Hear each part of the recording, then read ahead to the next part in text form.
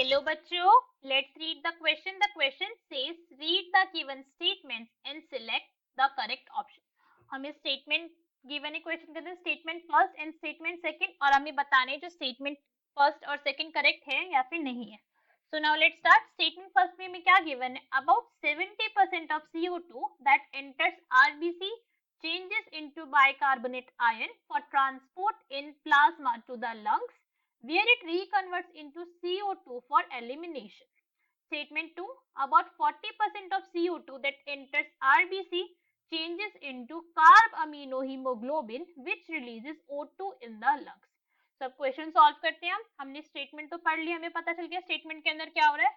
तो यहाँ पे क्या है, ट्रांसपोर्ट ऑफ कार्बन डाइऑक्साइड के बारे में बताया गया है. तो की कॉन्सेप्ट क्या है हमारे क्वेश्चन को सॉल्व करने का? Transport of carbon dioxide, transport of CO2. अगर मैं ट्रांसपोर्ट ऑफ CO2 समझ आ गया कि क्या होता है ये, तो फिर हम क्वेश्चन को इजीली सॉल्व कर सकते हैं.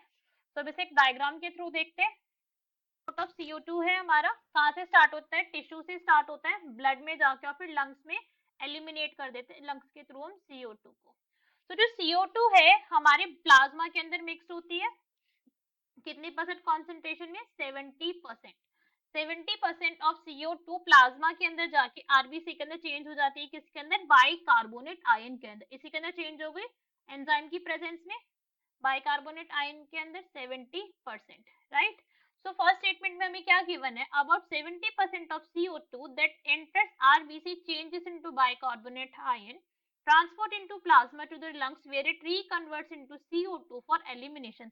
तो ऐसे ही हो रहा है क्वेश्चन के अंदर. जब हमने देखा है कि CO2 जब कंबाइन करी है हमारी वाटर के साथ, ये CO2 कितनी परसेंट है? 70% है डिसॉल्व्ड फॉर्म में प्लाज्मा के अंदर. डिसॉल्व्ड है प्लाज्मा के अंदर और ये कन्वर्ट हुई है किसके अंदर?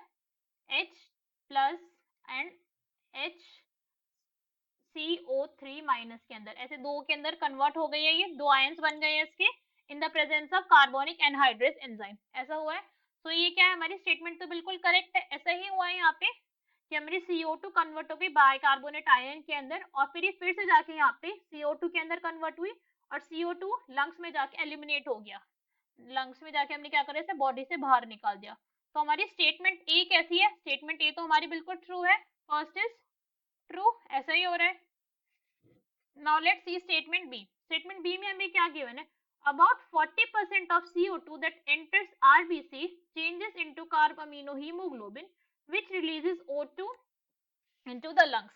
क्या कर रहा है हमने यहाँ पे? देखते हैं, ये वाला पोर्शन देखना है हमें कि जो हमारी CO2 RBC के अंदर एंटर करी है, RBC के अंदर एंटर करी हुई है हमारी CO2 की. RBC है हमारी, दिस इज RBC. RBC के अंदर कितनी परसेंट होती है? ये 30% होती है. ऑलमोस्ट 30 होती है, एग्जैक्ट 30 नहीं है, 30% होती है ये. और फिर इसके बाद क्या होता है कि जब हीमोग्लोबिन के साथ ही रिएक्ट करती है, this reaction is like this.